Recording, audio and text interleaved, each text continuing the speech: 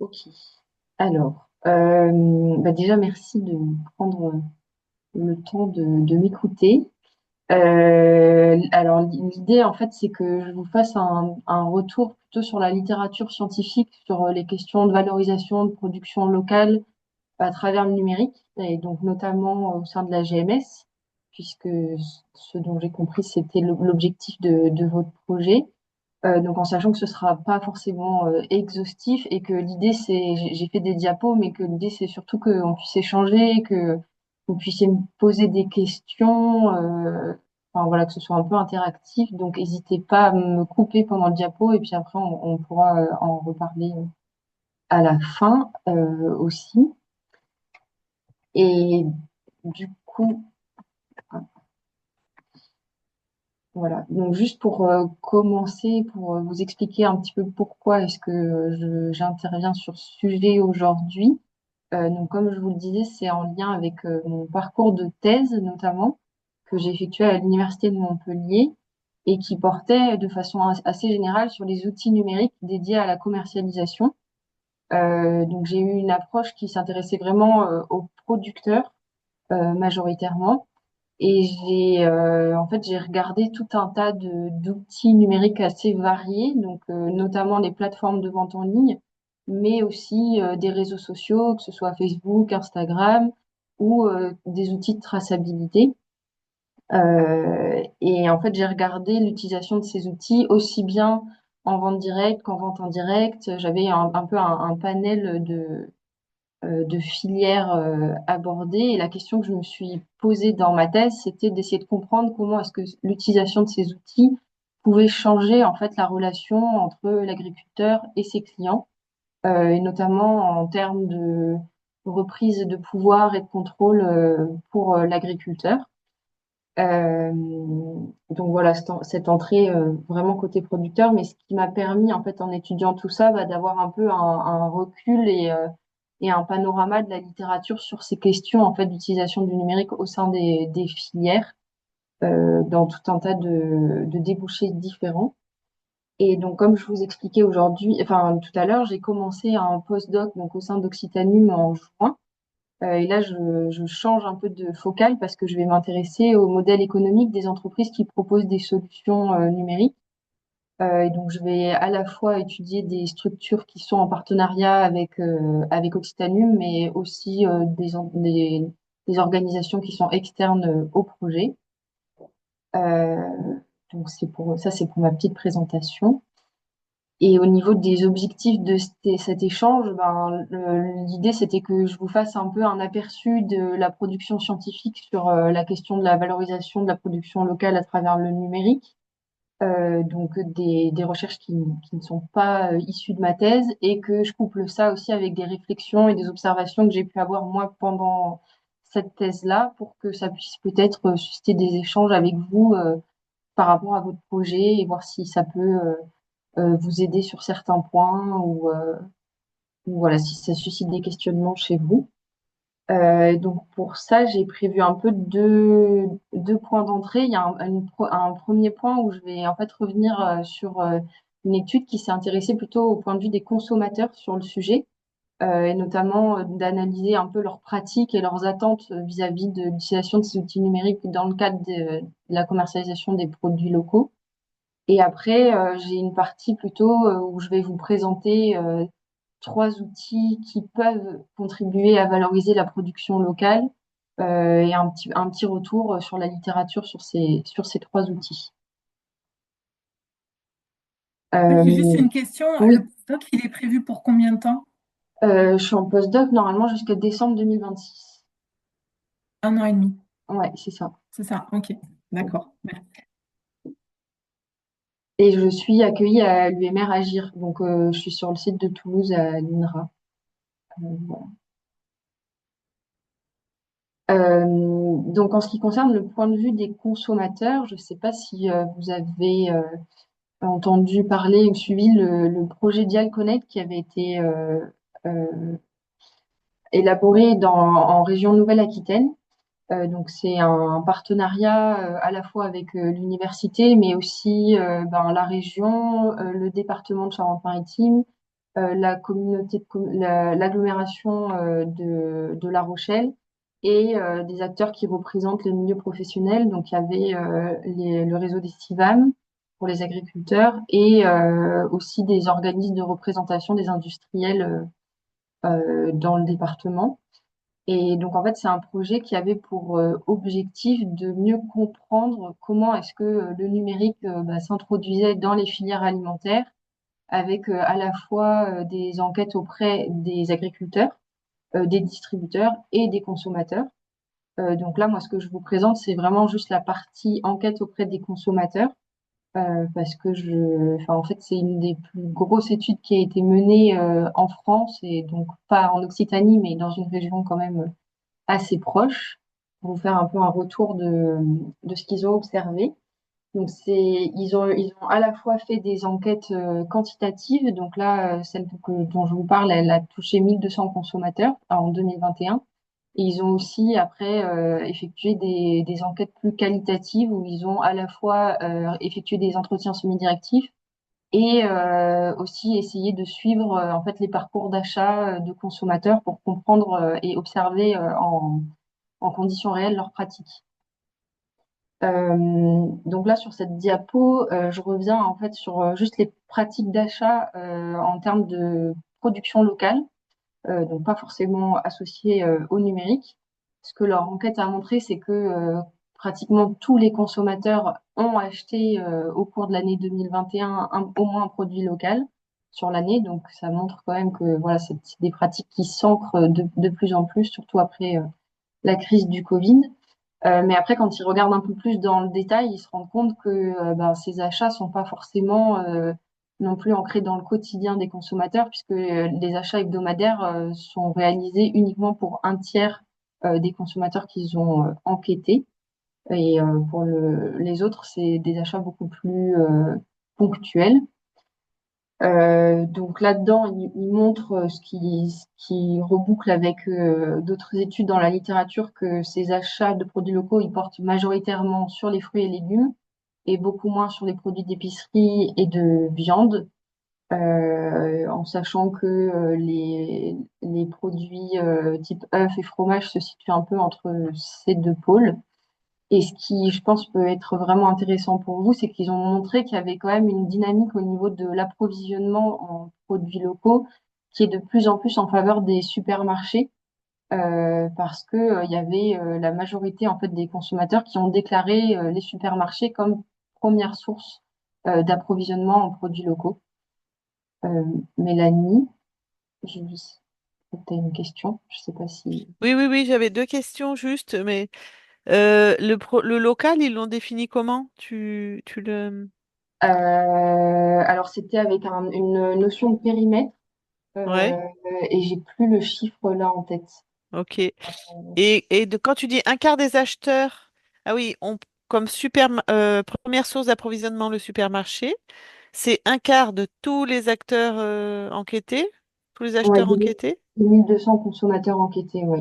Et leur première source d'approvisionnement, c'est le supermarché pour le produit local.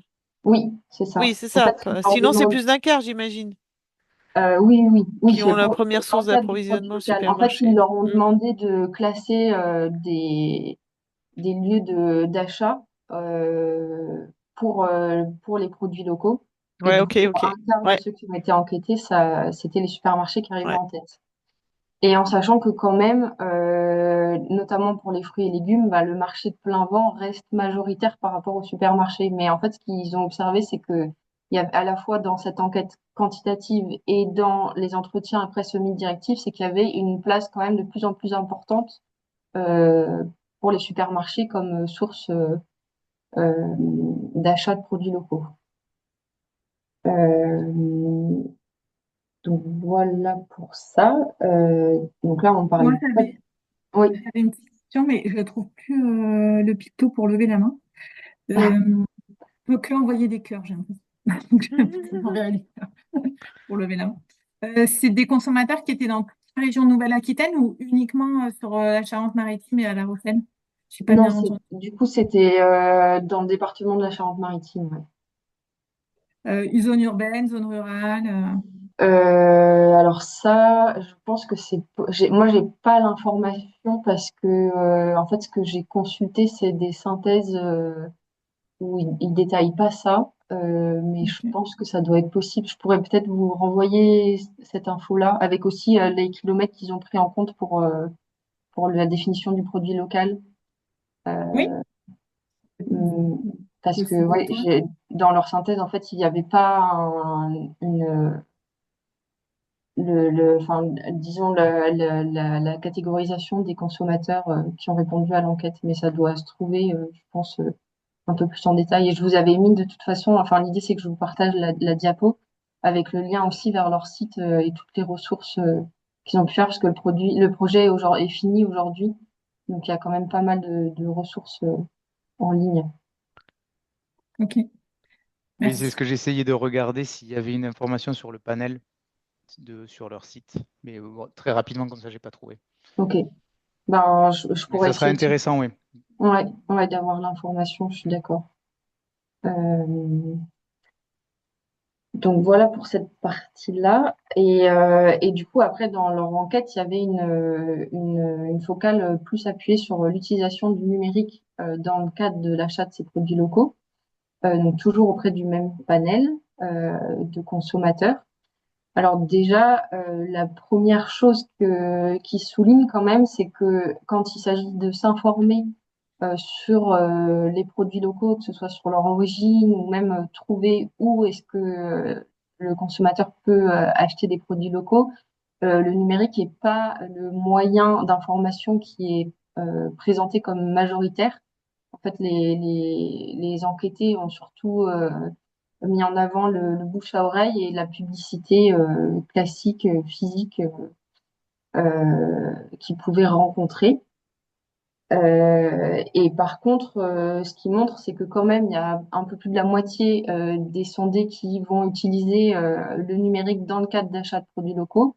Et ce qu'on voit, c'est que c'est avant tout un usage assez utilitaire, hein, notamment pour trouver un point de vente, donc pour se renseigner sur les lieux, sur les lieux où ils peuvent acheter et trouver des produits locaux.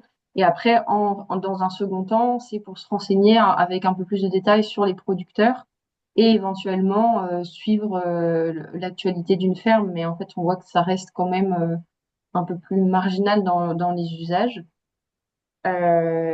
Et du coup, dans ce contexte-là, en fait, il leur demandait également d'expliquer quels étaient les outils qu'ils utilisaient pour se renseigner. Et donc là, en fait, ce qui arrive en tête, c'est les réseaux sociaux qui sont principalement utilisés pour se renseigner. Euh, et après, dans les autres outils, mais du coup, qui sont pas forcément utilisés là pour le coup pour se renseigner, mais directement pour acheter, ils soulignent quand même le poids croissant du e-commerce, tout euh, en, en modérant ça au fait que en fait, c'est surtout les moins de 35 ans qui utilisent ces canaux d'achat et aussi ce qu'ils ont qualifié de nouveaux consommateurs de produits locaux, c'est-à-dire des gens qui auparavant n'achetaient pas forcément de produits locaux et qui sur les dernières années se sont mis à en consommer. Et donc en fait ces personnes-là apparemment seraient plus enclins à utiliser le e-commerce. Mais du coup ce que leur étude souligne, c'est qu'il y a quand même la moitié des acheteurs à peu près, enfin, quasiment qui n'utilisent aucun outil numérique dans le cadre de l'achat de produits locaux. Euh, et en fait aussi, ce qui montre, c'est que parmi ces acheteurs-là, il y en a deux tiers qui ont déclaré au travers du questionnaire qu'ils ne souhaitaient pas faire évoluer cette pratique. Donc, du coup, qui n'étaient juste pas intéressés en fait à développer l'utilisation d'outils numériques dans le cadre de leurs achats.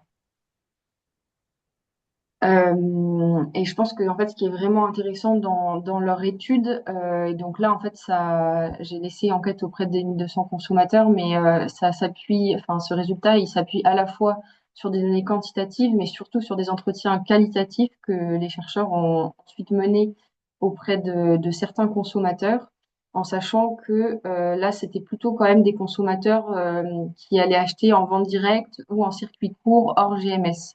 Ils avaient assez peu dans leur panel de consommateurs qui s'approvisionnaient en GMS. Et en fait, ce qui montre dans ces entretiens, et ça rejoint aussi d'autres études de la littérature, c'est qu'il y a vraiment une forme d'ambivalence en fait au sein des consommateurs à propos du numérique. Et c'est-à-dire que quasiment systématiquement, quand il y a un avantage qui est perçu des outils numériques, il y a souvent en fait dans la perception du consommateur un risque ou un inconvénient qui est aussi associé à cet avantage. Et donc là, je vous ai mis quelques exemples, notamment sur la question de l'accès à l'information.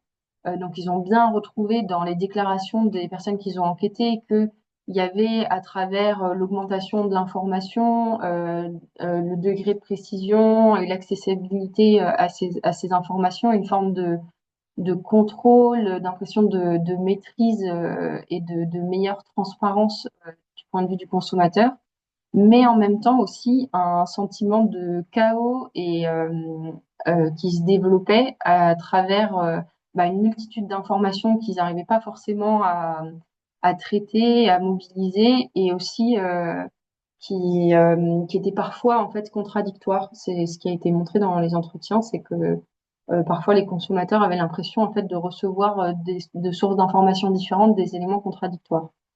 On retrouve la même question sur le lien social, avec une perception d'une augmentation des interactions, d'un éventuel rapprochement parce que on échange peut-être plus fréquemment, ou en tout cas sur des modalités différentes, euh, mais euh, mais avec cette impression que qu'on est un peu plus proche en fait des producteurs.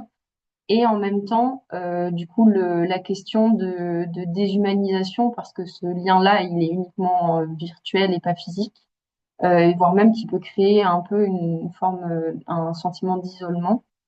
Et pareil, j'ai mis la question des besoins, où en fait, les consommateurs se posaient un peu la question de à quel point est-ce que le numérique venait satisfaire leurs besoins ou en fait en créer de nouveaux.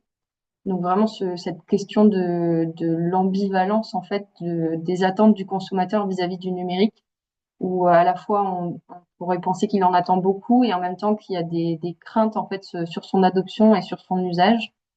Et ce qui relevait quand même dans une de leurs synthèses, c'est que cette ambivalence, on la retrouve quand même aussi sur les consommateurs en supermarché, qui à la fois demandent davantage d'informations et en même temps qui mettent quand même en priorité dans leur logique d'achat la question de l'efficacité et de la rapidité du processus d'achat, donc qui peuvent du coup rentrer un peu en opposition. Donc voilà pour le panorama un peu auprès des consommateurs qui est issu de cette étude. Et là, je vais revenir plutôt sur trois exemples d'outils qui peuvent être utilisés pour valoriser les produits locaux en vente indirecte, dont les QR codes sur lesquels vous travaillez. Et l'idée, c'est un peu de vous faire un retour sur la littérature existante sur ces outils pour voir si ça fait écho à des problématiques que vous rencontrez ou à des questions que vous vous posez. Donc, à nouveau, n'hésitez pas à me couper et puis on pourra en rediscuter après. Donc, je commence juste rapidement par les plateformes parce que donc, moi, c'est vraiment ce que j'ai étudié aussi dans le cadre de ma thèse. Donc plateforme qui, en fait, on pourrait penser s'adresse surtout directement aux consommateurs et à la vente directe, mais en réalité, il y a quand même près d'un tiers qui s'adresse également aux professionnels. Donc ça, c'est des résultats qui sont issus d'une enquête que j'avais menée au tout début de ma thèse auprès d'une centaine de plateformes à l'échelle nationale en France. Et donc en sachant que quand je dis plateforme, les réseaux type La Ruche qui dit oui, Drive Fermier, en fait c'est du coup là j'en ai interrogé à chaque fois que une ou deux antennes locales. C'est pas 103 Ruche qui dit oui ou plateforme issue du réseau Drive Fermier. Euh, Excuse-moi, Romain, pareil, je trouve pas la main. Quand tu parles des professionnels, c'est quel type de professionnels? oui, j'allais y venir. En Ah, fait, parfait. du coup, dans les professionnels, ces plateformes, elles s'adressent quand même majoritairement à la restauration et en particulier la restauration collective. Donc, en sachant que là, je vous ai mis, il y en a 28% qui s'adressent aux professionnels, mais dans les faits, il y en a en fait une partie qui développe à la fois un débouché auprès des professionnels et des particuliers. Et en fait, il y en a très peu qui s'adresse uniquement aux professionnels. Et quand c'est le cas, souvent c'est dans le cadre de la restauration collective. Parce qu'en fait, l'intérêt quand même majoritaire de ces plateformes, c'est de faciliter le regroupement de l'offre des producteurs.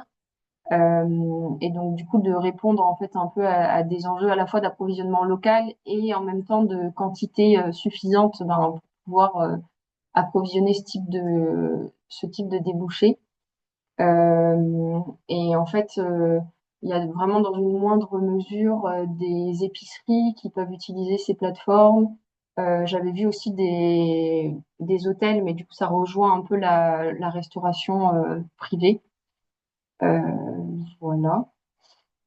Et en fait, au niveau des supermarchés, du coup, c'est pas, disons qu'il n'y a pas l'utilisation de ces plateformes parce que, en tout cas, moi, dans ma tête, je n'ai pas vu de plateforme qui, par exemple, pourrait s'adresser aux centrales d'achat des supermarchés. C'est peut-être quelque chose qui serait envisageable, mais moi, je l'ai pas observé, en tout cas, de la part de ces acteurs-là. Et du Puis, coup, ouais, pardon, hein, mais, oui. euh, le logiciel Socleo, Oui. est-ce qu'il fait partie des plateformes de ta... Alors du coup, là pour le coup, Socleo, c'était un cas un peu particulier parce que donc c'est un logiciel qui propose un peu des solutions clés en main pour créer sa plateforme en local. Et donc du coup, moi, j'ai considéré, je pense que j'avais peut-être une dizaine de groupes qui ont créé leur plateforme à travers l'outil Socleo. Donc du coup, là, ces groupes-là, ils comptent comme une plateforme dans les 103 que je vous présente. Si ça D'accord. vous intéresse, à la fin, enfin, peut-être que je peux juste y revenir rapidement. Là, c'était un petit aperçu en fait des plateformes que j'ai enquêtées, la diversité de leur structuration. Et du coup, là, comme vous voyez en haut dans fonctionnement, il y a des plateformes qui se constituent en réseau avec en fait des antennes nationales et qui se redistribuent après en local. Et donc une solution en fait numérique qui est développée à l'échelle nationale et mise à disposition des antennes locales. Et après, il y a des entités indépendantes qui vont soit s'appuyer sur des logiciels clés en main comme Socleo, soit qui sont complètement autonomes, c'est-à-dire qu'elles vont développer vraiment leur interface numérique et gérer cet aspect-là de façon indépendante. Ok. Voilà. On pourra y revenir si les plateformes vous intéressent dans les questions. Et ce que je voulais juste aussi relever, ce que j'ai montré dans ma thèse, c'est qu'en fait, on s'attend à ce que ces plateformes, elles soient un peu au service d'un rapprochement entre agriculteurs et consommateurs, qu'elles permettent de transmettre des informations et éventuellement de resserrer un peu les liens. Et en fait, ce que je montre, c'est que c'est pas forcément le cas parce qu'il y a la moitié des plateformes que j'ai enquêtées qui en fait qui transmettent très très peu d'informations entre les producteurs et les clients. Et donc il y a deux raisons à ça. Il y en a une première, en fait, c'est vraiment un objectif, enfin une question stratégique, c'est-à-dire que la plateforme, en fait, pour rester un peu euh, pour contrôler l'information et rester indispensable en fait entre le producteur et le consommateur, bah elle va limiter les échanges, c'est-à-dire que les producteurs vont pas rencontrer les consommateurs, ils vont pas non plus avoir beaucoup d'informations sur l'exploitation pour ne pas en fait contacter l'agriculteur directement. Donc là, c'est vraiment une position d'intermédiaire de façon stratégique pour se rendre indispensable. Et après, il y a aussi tout un tas de plateformes où finalement l'objectif, c'est pas forcément d'améliorer la communication entre producteurs et consommateurs. L'objectif, c'est vraiment en fait d'aider d'un point de vue logistique à regrouper l'offre. Et du coup, j'ai contacté des gestionnaires de plateformes en fait qui me disaient ne pas avoir réalisé en fait qui communiquaient peu, au sujet des producteurs par exemple auprès des consommateurs parce que c'était pas leur objectif principal. Et la dernière chose que je souligne sur la question de ces plateformes, c'est que quand même, elles sont nombreuses à rencontrer des difficultés. Et là, j'avais fait donc une étude pendant ma thèse où j'avais re-regardé ces plateformes que j'avais identifiées, le nombre qui avaient survécu 2 ans après, donc il y avait 26% de fermeture. Et là, dans le cadre du postdoc, je vais re-regarder à nouveau ça pour enfin, voir en fait entre 2021 et 2025 euh, celles qui existent encore. Et en fait, le taux de fermeture est bien plus important parce qu'il y a eu cet effet aussi boom du Covid où il y avait un intérêt à la fois de la part des producteurs et des consommateurs et qui s'est pas inscrit dans les pratiques à long terme. Donc au sujet de l'utilisation des QR codes, qui du coup concernent plus directement votre projet, là c'est vraiment plus un retour sur la littérature parce que moi directement dans ma thèse c'est pas quelque chose que j'ai étudié étant donné que c'était plutôt une technologie qui est à destination vraiment des clients et qui n'est pas forcément mis en œuvre par les agriculteurs. Moi, je regardais vraiment les outils qui étaient mobilisés par les agriculteurs. Et donc, ce que la littérature montre, c'est que quand même, l'utilisation de ces QR codes, ils sont avant tout associés à des enjeux de traçabilité. Et là, je vous ai mis deux exemples de grands distributeurs qui ont mobilisé cette technologie au cours des dernières années, à savoir Carrefour et Walmart. Et ce qui est assez intéressant, c'est de voir qu'en fait, ils ont mobilisé les QR codes et la possibilité aussi d'utiliser la blockchain pour tracer les filières et offrir l'information du coup aux consommateurs sous forme de QR code pour des raisons assez différentes. En fait, Carrefour a voulu déployer cette technologie pour mettre en avant ses filières qualité. Donc il y en avait notamment avec les poulets d'Auvergne, avec des tomates, des œufs fermiers, etc. Et donc en fait l'idée vraiment stratégique de Carrefour, c'était en fait de communiquer sur ces filières de qualité, tandis que Walmart en fait a mis en place ces QR codes sur des filières assez différentes, c'est-à-dire des filières où il y a eu des problèmes, des scandales sanitaires, des scandales en matière d'approvisionnement, et notamment sur des filières qui en fait contiennent de nombreux intermédiaires. Un des exemples qui est souvent décrit, c'est l'approvisionnement en mangue, donc qui viennent de tout un tas de pays différents, avec énormément d'intermédiaires entre le producteur initial et le consommateur dans le supermarché. Là, on voit que du coup, la technologie n'était pas du tout utilisée pour les mêmes objectifs. Et donc ça, c'est juste pour une description de comment est-ce que les distributeurs s'en sont emparés. Et ce sur quoi je voudrais surtout revenir, c'est que dans la littérature, ce qui est décrit, c'est sur cette technologie, c'est qu'il y a une forme d'optimisme technologique, dans le sens où il y a eu vraiment un foisonnement dans la littérature scientifique, mais en fait même aussi auprès des distributeurs et des acteurs professionnels, du recours à cette technologie en se disant que ça permettait en fait de répondre aux attentes de transparence et d'information des consommateurs. Et sauf que dans les faits, il y a assez peu de retours aujourd'hui sur le succès de ces projets. Quand on regarde la littérature, en fait, il y a tout un tas d'articles qui sont sortis autour de 2020, donc on va dire de 2018 à 2022, et qui se sont avant tout intéressés aux facteurs d'adoption de cette technologie. Donc, qu'est-ce qui faisait qu'un consommateur allait ou non scanner ce QR code? Mais en fait, aujourd'hui, avec quelques années de recul, il y a très très peu de recherches qui se sont intéressées à l'adoption réelle, combien de personnes l'utilisent et qu'est-ce que ça peut changer éventuellement dans les pratiques. Donc, est-ce que cette technologie, elle répond en fait à cette attente d'augmentation de la traçabilité? Peut-être un exemple qui est assez parlant, c'est que Carrefour, quand ils ont annoncé l'utilisation de ces technologies dans leur filière qualité en 2018, ils avaient pour objectif de le déployer à l'ensemble de leur filière en 2022. Et en fait, il y a très très peu de communication à ce sujet. Donc on peut pas, j'ai pas d'éléments en fait pour vous dire est-ce que ça a fonctionné ou pas, mais en tout cas, ça pose question de voir que après cet effet d'annonce, il y a assez peu de retours à ce sujet-là. Et donc après, quand on regarde un peu plus des études qui se sont intéressées au comportement des consommateurs, là, je vous ai mis les résultats de la thèse d'Idée Commanderie euh, qui s'est qui s'est intéressée donc au marché français et qui a observé, donc elle, c'était au travers d'entretiens semi-directifs que les consommateurs scannaient très très peu les QR codes.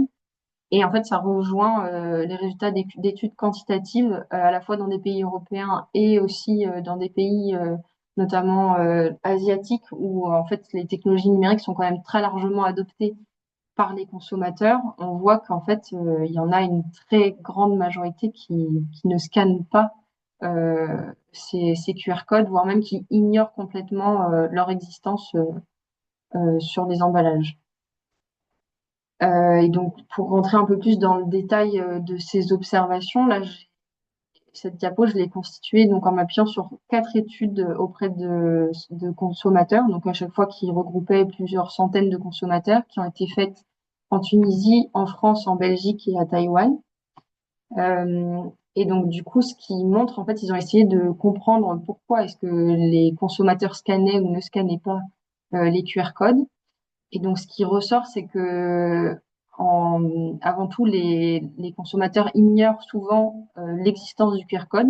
Ils l'ont pas repéré parce que c'était peu visible sur l'emballage ou juste parce qu'ils n'y ont pas prêté attention. Et en fait, il y a aussi tout un tas de consommateurs qui déclarent que, en fait, ils ignorent un peu l'intérêt que leur apporterait le fait de scanner ce QR code. Ils ont du mal à voir les informations que ça pourrait leur apporter en plus de ce qui est déjà disponible dans le magasin ou sur l'emballage. Et après, il y a la question aussi du manque de temps pendant les achats qui ressort de ces études. Et au niveau des personnes qui scannent, eux, ces QR codes, ce qui est en commun dans ces 4 études, c'est que c'est souvent des gens qui sont déjà sensibilisés aux questions de qualité, aux questions d'origine de leur alimentation. Et en fait, ce qu'ils cherchent avant tout, ça va être des informations sur les aspects nutritionnels, sur la labellisation. Donc ça, c'est surtout à Taïwan où en fait les personnes sont vraiment intéressées d'avoir plus d'informations sur ce que signifie le label, etc. Et en fait, là, on voit que c'est des types d'informations qui expliquent pourquoi est-ce que d'autres applications qui n'ont pas forcément pour objectif de mettre en avant des informations de traçabilité, mais plutôt juste des informations nutritionnelles comme Yuka fonctionnent, ont l'air de plutôt bien fonctionner, puisque ça correspond en fait à ce que les consommateurs cherchent. Et du coup, dans ces études, ce qui est montré, c'est que finalement, les renseignements sur les producteurs, ils sont une motivation pour scanner ces QR codes, mais elles restent quand même assez secondaires.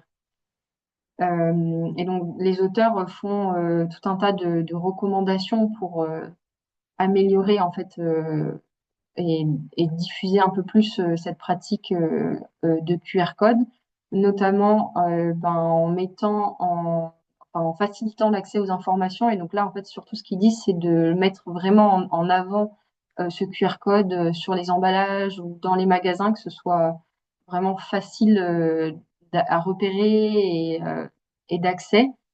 Et aussi, surtout, en sélectionnant quand même des informations qui auraient une forte valeur ajoutée aux yeux des consommateurs. Donc, une information qu'ils ne trouveraient pas, parce qu'en fait, souvent, en fait, dans ces QR codes, il y a des informations redondantes avec ce qui peut être écrit sur l'emballage ou ce que le consommateur pourrait trouver dans les supermarchés. Et après, il y a certaines de ces études qui conseillent aussi d'exploiter ce qu'ils appellent le plaisir perçu.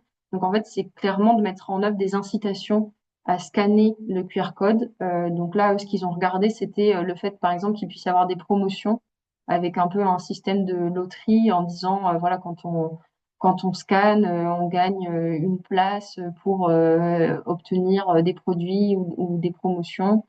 Euh, a posteriori. Donc, il y a des auteurs qui recommandent ça, mais c'est quand même quelque chose qui est assez discuté dans la littérature parce que, il y a d'autres études qui montrent qu'en fait, ça a très, très peu d'effets. Euh, donc, voilà. Et le dernier élément, oui, Juste peut-être une question par rapport à cette analyse-là des différentes études qui ont été faites sur des territoires qui sont très différents les uns des autres. ouais, Ça, c'est vraiment les valeurs communes, enfin les éléments communs. oui. Pour la France, on retrouve de manière systématique tous ces marqueurs-là. Ou il y en a qui sont Euh, plus ciblés sur d'autres actifs, enfin, sur d'autres mm, territoires, mm. d'autres usages.